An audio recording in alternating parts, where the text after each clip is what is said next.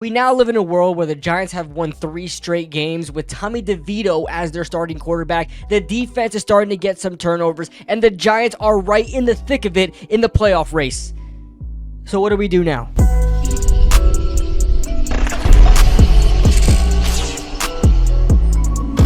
What's going on, guys? What is going on, 27 Squad? Welcome back into another video. I'm going to be switching the content around. Things are going to be changing on the channel. It's starting to feel a little bit more dull. I got to move some things around, get some things set up. If you guys have any links to some good studio lights, let me know, because I just have like 2 ring lights over here and they just don't seem to be getting the job done, and it's on that like max brightness, and like you can't, it's pretty dark in here, let's be real. And I'm just gonna revert to holding my microphone now instead of like being stationary with my little arm over here, which is gonna be useful for live streams. But like I like being able to move around, right? I like being able to move around, so I can do this all the time, and I can do it like this and like that and like that, and show off my cool shirt here that I got from That's Good Sports. This was originally bought when the Giants were not winning. Now they're winning games, and I don't think I'm dying anymore, but we'll see what happens. So the Giants have been in this kind of in between a rock and a hard place for quite a couple of weeks now. They're now 5-8, of course, third in the NFC East, which we seem to be always third in the NFC East, no matter what point in the season we are. But the Giants are third in the NFC East, in the thick of it in the playoff race. They are 1 game behind a playoff spot, as I believe the Packers, who we just beat, are 6-7 in a playoff race, which is crazy, and the Giants are 5-8, so they're 1 game out of it, but they are in competition with plenty of other teams who are right there in the thick of it as well. Looking at the Rams, looking at the Saints, who we face this week, a couple of other teams in that playoff race that escapes my mind right now. But as Giants fans, it's almost impossible not to root for your team to win every single week. Now, there were a lot of us, including myself, where I was making myself kind of embrace the losing. Like I said in other weeks, I said I didn't want the team to lose, but I'll just watch them lose. I'll just watch them lose and get a better draft pick. But now that the Giants are winning, like, do we just go full steam ahead? Do we just punch right through? I mean, not that the fans have anything to do with it anyway, but it's just a matter of the mindset you're watching the games in. And the Giants have really been turning this thing around, both offensively and defensively. And it really starts with, ironically, Tommy DeVito, who none of us thought would get any playing time this season, let alone have the most touchdowns on the team, almost the most passing yards on the team, with 100 more to go to pass Daniel Jones, and the most wins on the team right now. Tyrod Taylor and Daniel Jones have 1 win with the team collectively, actually respectively. I'm messing up my words here. And Tommy DeVito has 3 wins. Not only just 3 wins, but 3 back-to-back-to-back wins. We're talking 3-peat here. And the energy is high, and like I said, it starts with Tommy DeVito. The whole meme going around the world right now, like literally Tommy DeVito is known in mainstream football media right now. The undrafted rookie free agent who was a throwaway name going into training camp, who a lot of people thought was just gonna make the team as a practice squad guy because, hey, we need a quarterback and he's there. Lord have mercy. We must stay focused, brothers. We must stay focused. No.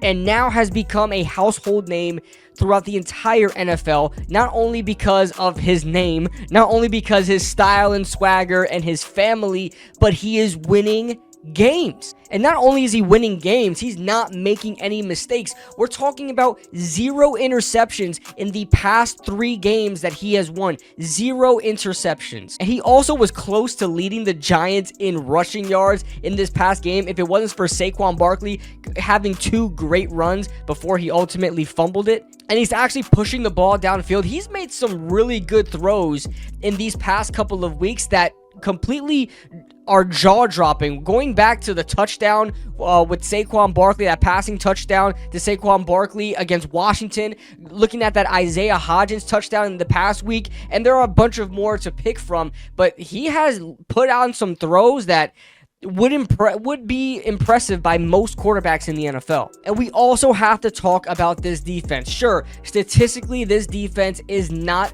what you would hope for, and a lot of it has to play off of the offense, of their struggling woes early on in the season and forcing the defense to play in bad field position, having to have the time of possession against them.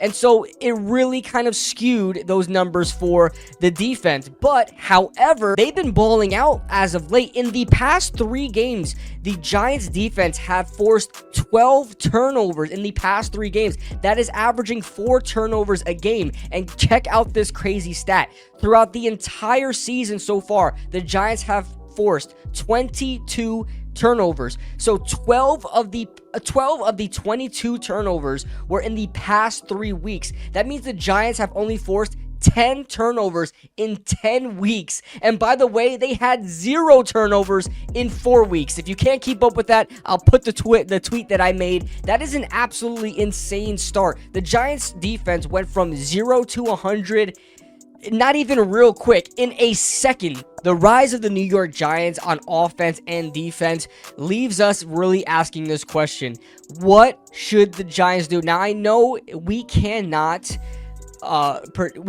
force anything to happen. We are the fans. Of course, Brian Daboll and his team are not going to try to lose games, but what should we be looking forward to in the future? Now, there are a lot of things that balance out here. Like I said, the Giants are in the thick of it when it comes to the playoff race. We are 1 game behind in competition with other teams for that playoff spot, and the Giants can realistically get there if they win a lot of their final games. Now, we do have Philly twice in the next, 4 or 5 games to end the season.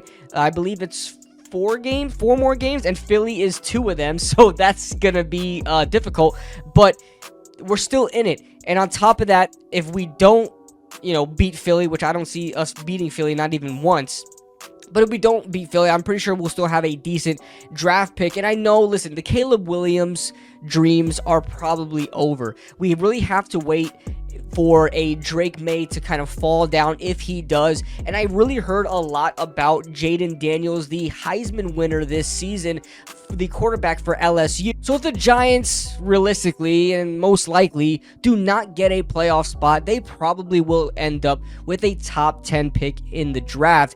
And I know a lot of people love Tommy DeVito. I even had a coworker come up to me and say, he's also a Giants fan, by the way. He said Tommy DeVito could be the future. I beg your pardon?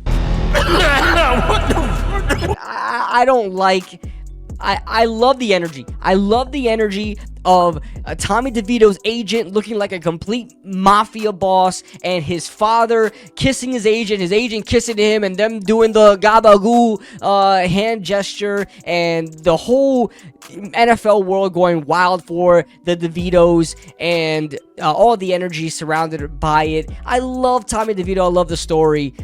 I just don't see him being the future for the Giants. He has shown a really good spark, but that's almost like saying Joshua Dobbs should be the franchise quarterback for the Minnesota Vikings, which we know was never the case, even when he had that spectacular Jeremy Lin-like Lin-sanity run for the 2 or 3 games he was with Minnesota. But you see that he's already been benched for Nick Mullins. Looking at Tommy DeVito, I just don't think he will be the guy to take the spot over Daniel Jones. He has been a quick learner. He has adapted very well and has kind of taken that Giants starting quarterback role extremely nicely, but I just don't see him being the future. I really think we need an upgrade there at quarterback, despite the almost magical season that we're having right now. It's almost like I'm on drugs. It's almost like I'm down in the dumps, right? I'm dying inside. And it's almost like I took some substance and I'm in a dream world right now, and somehow,